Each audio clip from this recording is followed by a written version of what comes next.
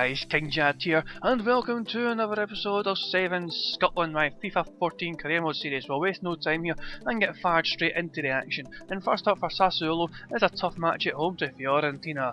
Not a whole lot of action happened for the longest time, and in the 54th minute I headed away across to boost the rating. That was genuinely one of the only things I did all game, and this awful match ended 0-0. My endgame rating was 6.7, and now we are into a brand new year.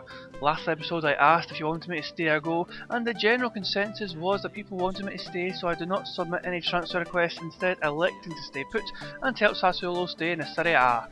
The league table has us in 12th, but we're not too far away from the bottom, so we must keep working hard to stay away from that bottom three. An away match to Genoa is next. We take the lead when Diego Farias tucks his finish into the bottom corner. At first I thought the chance was lost when the ball rolled past him, but he did well to take on the defenders to make space and convert his chance. I didn't have a whole lot to do in this at this point. Random passes keep my rating a bit positive. After 65 minutes I win a tackle, but the ball still breaks to a Genoa player, but his cross sucks. The shit hits the fan though for me, as Stoling gets ahead of me to run in and squeeze a shot past our keeper to equalise. I boost my rating with a clearance though after 78 minutes, but this match will end 1-1 as we drop 2 crucial points. My endgame rating was 6.1, and our next match sees us hosting the league leaders AC Milan, who are top by 2 points, our game in hand over Juventus, and are free clear of Napoli. So things start nicely enough for me. I intercept a through ball in the 14th minute to break up a Milan attack. In the 20th minute I head away a high lob pass, and then head away a flick on in the 24th minute, and win another header a minute later, so I'm pretty much the best player in the pitch at this point. Disaster strikes so after the half hour mark. Milan opened the scoring through Emmanuelson after a deep cross was headed back across goal. Into the second half, Sassuolo stunned Milan with an equaliser. The chance looked lost after Jefferson had saved initially, but the ball was headed back in, and it was a simple finish in the end.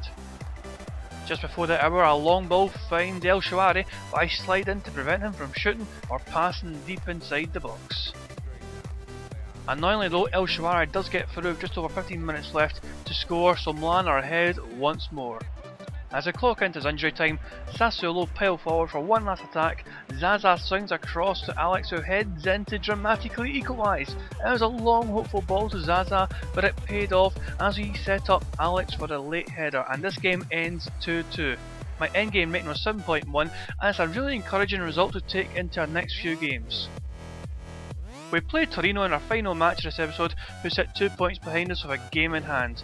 Considering we haven't won yet in this episode, it would be nice if that changed here. After 26 minutes I head away across, but the first half sucked. Thankfully the second half saw us score after an hour, Flores firing into the far corner to put us ahead at a crucial time. In the 74th minute I make a simple stand and tackle to increase my rating, as well as stop a Torino attack, and the game does indeed end 1-0, so we get a clean sheet as well as the 3 points. My endgame rating was 6.9, and we deserved to win what was a boring game of football. My rating is now 75 overall, and I completed all 3 objectives for the 4 league matches we had, as we went through it undefeated. The league table shows us still 12th, but pulling further away from that bottom 3.